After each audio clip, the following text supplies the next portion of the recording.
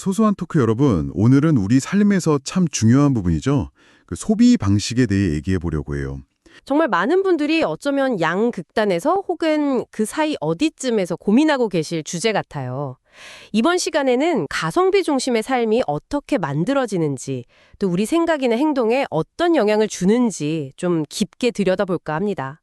그리고 이걸 경험 중심 소비랑 비교해 보면서 근본적인 차이가 뭔지, 그 마음속 배경을 이해하는데 좀 맞춰보죠. 맞아요.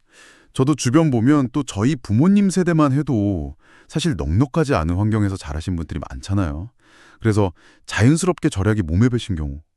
뭐랄까, 큰 빚은 없었어도 항상 빠듯하니까. 그렇죠. 아껴 쓰는 게 당연했던 거죠. 어릴 땐 뭐 다들 그렇게 사는 줄 알았는데 크면서 우리 집이 막 엄청 부유한 건 아니구나 하고 깨닫게 되고요. 네. 그런 환경에서의 경험이 사실 소비 습관에 굉장히 깊은 흔적을 남기죠. 절약이라는 게 단순히 뭐 선택의 문제가 아니라 생존 전략 아니면 그냥 반사적인 습관 이렇게 자리 잡는 거예요. 절약은 습관이자 생존이었다. 이 말이 딱 맞는 상황인 거죠. 그래서 이제 나중에 돈을 좀 벌어도 그 쓰는 행위 자체에 어딘가 모르게 불편함, 불안감 이런 걸 느끼기도 하고요. 진짜 대학 시절 생각하면 딱 와닿는 것 같아요. 네. 생활비는 늘 부족하니까 옷 하나를 사도 막 인터넷 최저가 뒤지고 그렇죠, 그렇죠. 밥은 거의 뭐 제일 싼 학식으로 때우고 그땐 정말 뭔가 더 좋은 걸 선택한다기보다 그냥 버티는 거였어요. 생활 유지. 그게 참 흥미로운 게 그렇게 몸에 밴 습관이 나중에 경제적으로 좀 안정이 돼도 생각보다 잘 안 바뀌어요. 오래 가더라고요. 맞아요. 예를 들어 뭐 괜찮은 회사 들어가서 소득이 늘었는데도 여전히 싼 옷만 찾는다거나 네네. 외식할 때도 꼭 가성비 좋은 데만 가려고 하고 심지어는 뭐 차도 그냥 오래된 중고차 별 불편 없으니까 안 바꾸고 계속 타는 분들도 있고요. 제 주변에도 있어요, 진짜. 이게 그냥 인색하다 이렇게 볼 게 아니라 사실은 오랫동안 마음속에 자리 잡은 소비에 대한 불안감 때문일 수 있다는 거죠. 돈을 딱 쓰는 순간 뭔가 잘못하는 것 같은 느낌? 그런 심리. 그러고 보니 그러네요. 근데 또 다른 쪽을 보면요. 요즘은 여행이나 맛집, 아니면 뭐 공연, 패션 이런 데 돈을 쓰면서 오는 경험 자체에 큰 가치를 두는 분들도 많잖아요. 그쵸. 아주 많죠. 이 두 삶을 이렇게 딱 놓고 보면 와, 이거 완전 다른 세상 이야기 같다. 이런 생각도 들어요. 네. 누구한테는 그게 너무 당연한 일상인데 다른 누구한테는 진짜 한 번도 가보지 못한 그런 느낌? 왜 이렇게 다를까요? 바로 그 지점에서 경험 소비의 중요성이 딱 드러나는 거죠.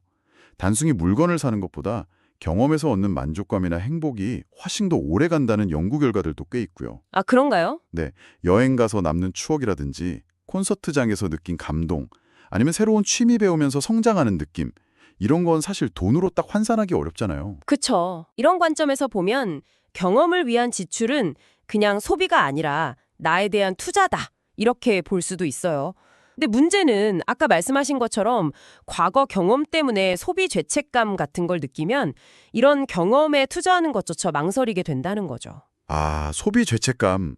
어릴 때부터 돈 함부로 쓰면 안 된다. 이런 말 듣고 자랐거나 뭔가 부족했던 경험이 많으면 돈 쓸 때마다 이거 사도 되나? 이 돈 아끼면 다른 거 할 수 있는데? 이런 생각이 먼저 들 수 있겠어요. 맞아요. 이게 유별나서 그런 게 아니라 어쩌면 비슷한 환경을 겪은 사람들이 좀 공통적으로 갖는 심리일 수도 있겠네요. 네, 그럴 가능성이 높습니다.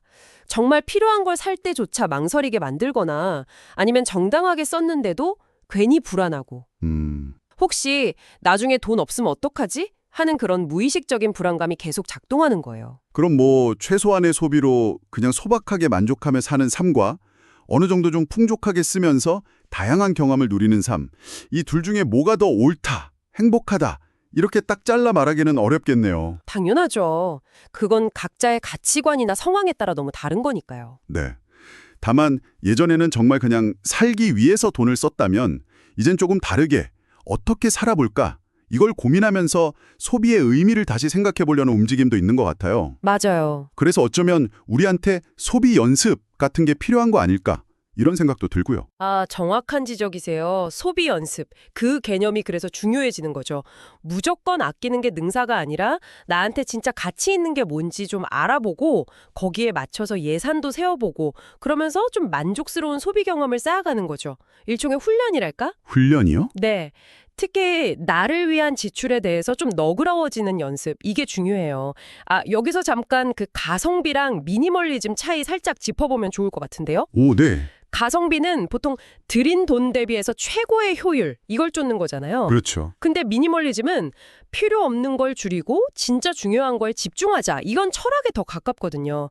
둘 다 결과적으로는 소비를 좀 줄이는 면이 있지만 바라보는 방향이 다른 거죠. 결국 핵심은 소비를 통해서 어떻게 나답게 또 가치 있게 살 거냐, 이걸 찾아가는 과정인 것 같아요. 네, 오늘 절약과 가성비가 삶의 어떤 기준이 된 배경, 또 그로 인한 심리적인 영향들, 그리고 경험을 중시하는 소비와는 어떤 차이가 있는지 여러 각도에서 이야기를 나눠봤습니다. 중요한 건 어떤 방식으로 살아가든 그 안에는 다 각자의 이유와 배경이 있다는 걸 서로 이해하는 태도가 아닐까 싶네요. 네, 마지막으로 여러분께 질문 하나 던지면서 마무리하고 싶어요. 단순히 돈을 아끼거나 쓰는 그 행위를 넘어서 여러분에게 돈을 쓴다는 건 궁극적으로 어떤 의미인가요? 여러분의 소비는 여러분 자신에 대해 뭐라고 말해주고 있다고 생각하세요?